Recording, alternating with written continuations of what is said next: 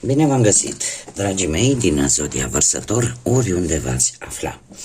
Bine ați venit tuturor pe canalul meu, Tarot Flor de Loto, numele meu este Nina și ca de obicei mă bucur să vă am alături la fiecare lectură, atât pe dragii mei abonați, cum de asemenea și pe cei care poate sunteți pentru prima oară aici pe canal. Azi voi face o lectură temporală, fără limită de timp, o lectură pe care voi să o puteți urmări oricând doriți sau atunci când apare în viața voastră.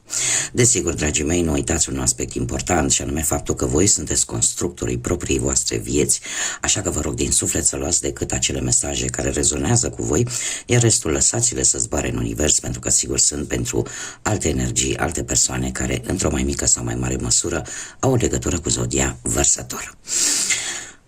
Așa că, dragii mei, toți cei care aveți Soare, Lună, Venus, Ascendentul sau oricare alt aspect astral important pentru voi din harta voastră natală și care are legătură cu Zodia Vărsător, atunci această lectură este de asemenea și pentru voi.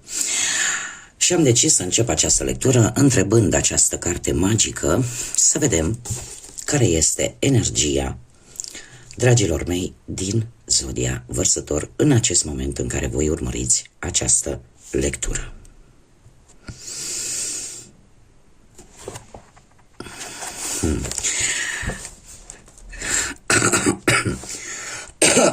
Ce scuze. Crepusculul de toamnă. Dacă aveți o întrebare în minte, se pare că răspunsul este un nu.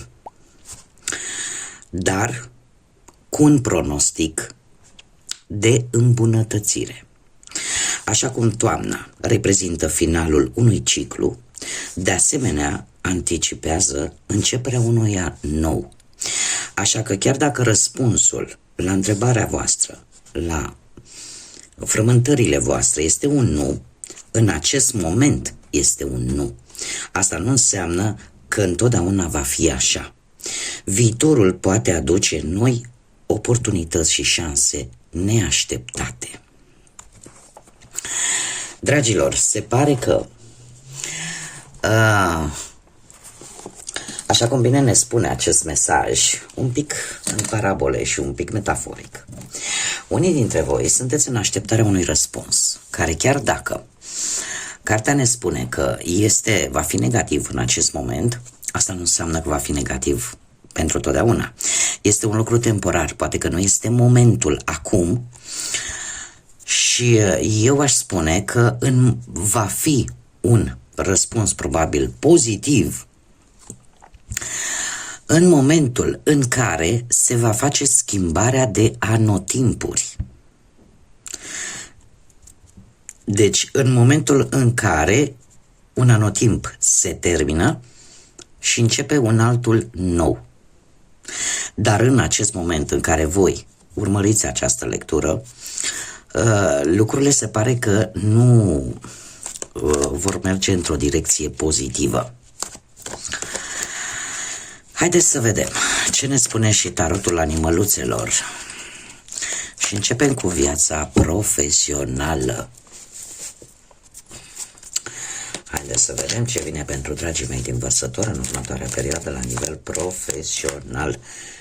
Îmi cer scuze, am mișcat fără să vreau camera. Dragii mei, dragi,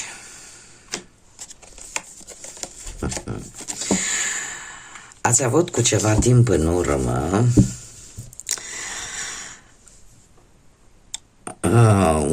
o șansă foarte bună, aș zice, foarte mare, de un job foarte bine plătit. E posibil să fi făcut voi o mișcare foarte promițătoare în care poate ați obținut, nu știu, un job cu activitate nouă sau cu bani mai mulți la salariu. Cert este că s-a apărut o avansare sau poate în perspectiva unui început de negoț, de afacere proprie, destul de rentabil. În prezent, legături cu străinătatea sau un capitol care se încheie din punct de vedere profesional pentru voi și lasă loc unui nou început. Ceva se termină într-un mod fericit, ca să zic așa, pe plan profesional și cumva sunteți în faza în care ați asimilat așa cu foarte mare eleganță și curaj toate lecțiile pe care viața ți le-a dat pe planul ăsta profesional. Viitorul apropiat vine cu un doi de toamnă, un doi de toamnă care îmi spune că trebuie să fii foarte precis, foarte atentă pe un anumit job și nu pe mai multe oferte, da? Cumva cel mult două, să nu, cum să spun eu, să nu te supra-soliciți. E posibil ca unii dintre voi să fiți un pic stresați din cauza asta, să încercați să faceți față la două joburi diferite sau, dacă nu vorbim de două joburi, putem să vorbim de mai multe responsabilități care vi se dau, da? Și care va trebui să le faceți față. Mulți dintre voi trebuie să aveți mare grijă în următoarea perioadă și să echilibrați atât partea asta profesională, munca, cât și viața voastră personală, să încercați cumva să le îmbinați pe amândouă pentru a nu se pierde una de cealaltă. Da? Adică să nu neglijați viața profesională în ideea de a face mai multe lucruri în ceea ce privește viața voastră profesională. Da, de fapt este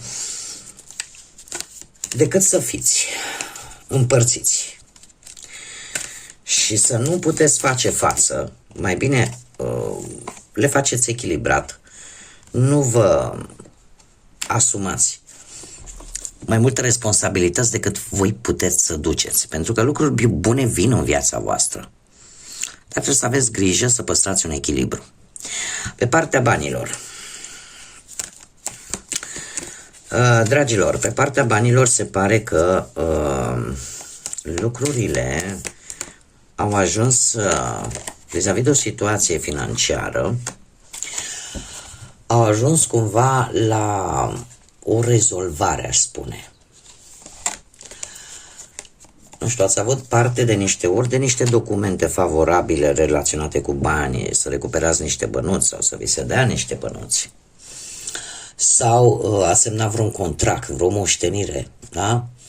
Cert este că, chiar dacă nu au fost sume extraordinare, v-au stabilizat viața asta financiară, materială. Cu acest rege de vară, nu știu, zodiile de apă, în mod special, aș spune zodia Pești, dar poate să fie Rac sau Scorpion, care ne vorbește de ori de persoane care au oarece legătură cu o anumită situație legată de bani. Și eu aș spune că în prezent aveți o tendință de a cheltui, de a face niște cheltuieli mai mult emoțional decât rațional. Nu știu, cred că ați ajutat sau vreți să ajutați pe cineva care să aibă probabil legătură cu zodiile de apă, așa cum am mai spus, dar trebuie să vă spun că ceea ce voi dați se va întoarce înapoi. Un sfat bun pe care îl puteți primi de la o persoană mai în vârstă ca voi vis-a-vis de o situație materială. Luna se pare că vine cu un îndemn, să aveți grijă, să aveți, cum să spun eu, să vă ascultați foarte mult intuiția în ceea ce privește un anumit aspect legat de bani. Apare o situație care nu e tocmai clară și trebuie să vă spun că va fi o situație, chiar dacă ea în aparență apare un pic complicată, dar nu va dura mult. Și încet, încet lucrurile se vor clarifica. Încet, încet lucrurile se vor ieși la lumină. Asta nu înseamnă, vine și cu un îndemn, acela de a economisi. Pentru că niciodată nu știi ce se întâmplă. Și ar fi bine să economisiți niște bani. Chiar dacă este o situație temporară, nu este o situație care să dureze foarte mult. Haideți să vedem pe plan sentimental pentru cei care sunteți într-o relație, pentru dragii mei din Vărsător. Da, apare implicarea unor zodii de apă, dragilor. Foarte interesant. Deci, hei, avem o prințesă de vară. Dragilor, am impresia că de data aceasta vorbim de o relație care a început de puțină vreme. A fost mai întâi o prietenie platonică, dar care se pare că pe parcursul timpului așa a devenit o relație romantică. Unii dintre voi e posibil să fi primit anumite mesaje cu caracter sentimental sau să fi fost chiar invitați să vi se facă o propunere așa la un eveniment social. Sau poate chiar acolo să vă fi cunoscut. Mie ce îmi spun cărțile este că e vorba despre o relație recent făcută. De data aceasta. Prezentul vine cu 9 de toamnă, care îmi vorbește de călătorii, de înțelegere, de iubire. Cumva lucrurile parcă merg într-o direcție benefică pentru voi.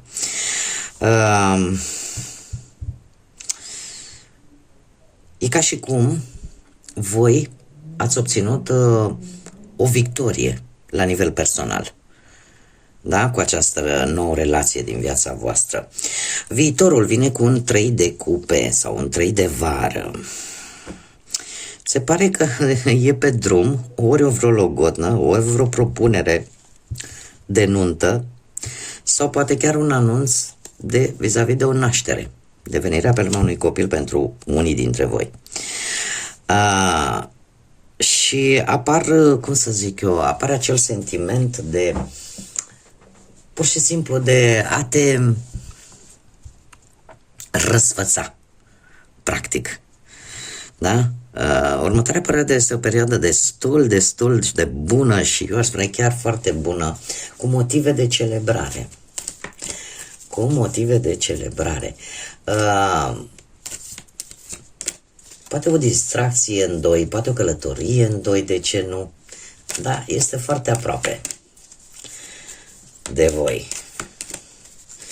Haideți să vedem pentru cei care sunteți singuri în urma poate a văduviei, poate a unui divorț, a unei separări sau a simplului fapt că nu ați găsit voi pe cineva încă până în acest moment. Haideți să vedem.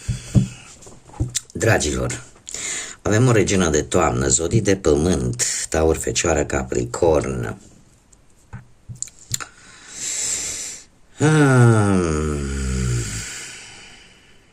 Ați traversat o perioadă în care ați încercat să vă poziționați cât mai pozitiv posibil în ceea ce privește viața voastră sentimentală.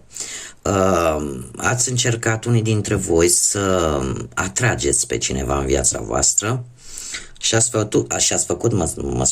făcut tot ceea ce credeți voi că puteți face pentru a atrage atenția respectivei persoane. Da, ați fost creativi, ați făcut în așa fel încât să atrageți pe cineva. Avem un 4 de primăvară. Un 4 de primăvară care mie îmi spune că sunt mari șanse în acest moment să găsiți pe cineva sau poate chiar pe persoana de care voi sunteți interesați la un eveniment, fie el botez, nuntă sau orice alt eveniment.